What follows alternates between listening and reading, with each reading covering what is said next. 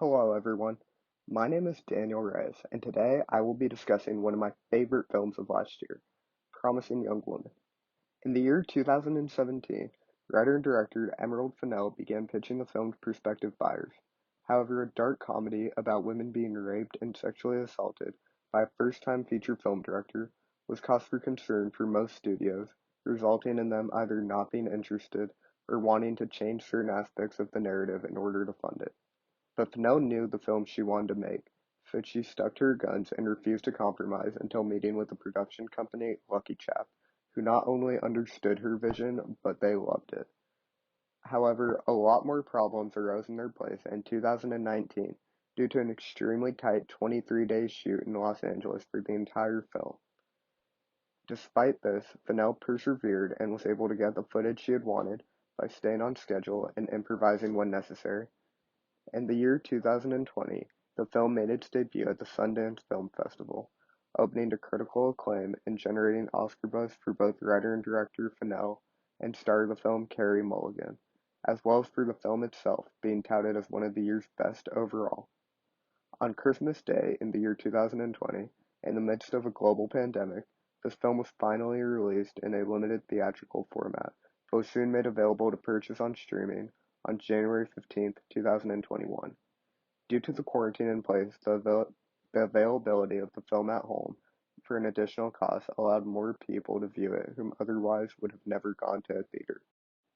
In Laura Mulvey's "Visual and Other Pleasures", she states, "In their traditional exhibitionist role, women are simultaneously looked at and displayed, with their appearance coded for strong visual and erotic impact so that they can be said to connote to-be-looked-atness."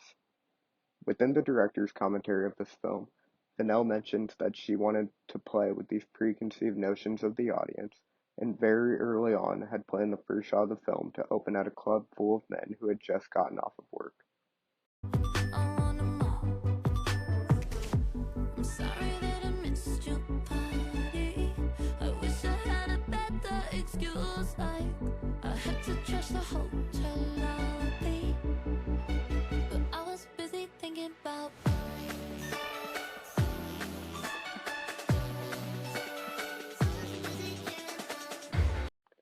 This clip shows men being filmed in overtly sexualized ways and dancing to a pop song at a club while drinking in a similar way that we would normally see women sexualized in film.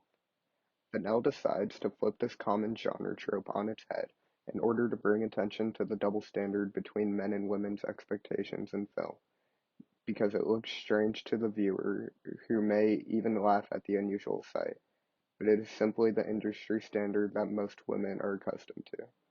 In a film with such a strong feminist perspective, this is a great opening to set the tone and immediately grab the viewer's attention.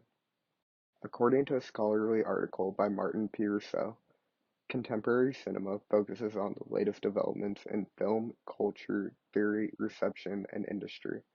The series concentrates on films released over the past 15 years to reflect on important emerging issues or voice others that to date have not yet been given the attention they deserve. This film comes at an extremely important time. Given the Me Too movement in recent history, women are finally getting a larger platform to have their stories told and, more importantly, believed. This film tells its story in a truly visionary and unique style that draws attention to the cavalier attitude society has had towards sexual assault victims and shines a light on the toxic masculinity in a creative way that exposes the so-called nice guy. As Cassie gets revenge on all the predatory men or women that have led to the death of her friend Nina, we can feel every moment of tension, pain, and fright through the uncompromising dialogue and visceral performances. Why are you so freaked out, Neil? You really need to calm down. At least you didn't try and have sex with me while I was passed out. You do get points for that. A few guys, yeah, they don't mind so much, but you woke me up before putting your fingers inside me. That was sweet. What are you trying to say, that I'm like a predator or something? I don't know. Are you? I am a nice guy. You keep saying that, but you're not as rare as you think. You know how I know? No. Because every week I go to a club, and every week I act like I'm too drunk to stand. And every fucking week, a nice guy like you comes over to see if I'm okay. You wanna fuck me still? No, thank you, ma'am.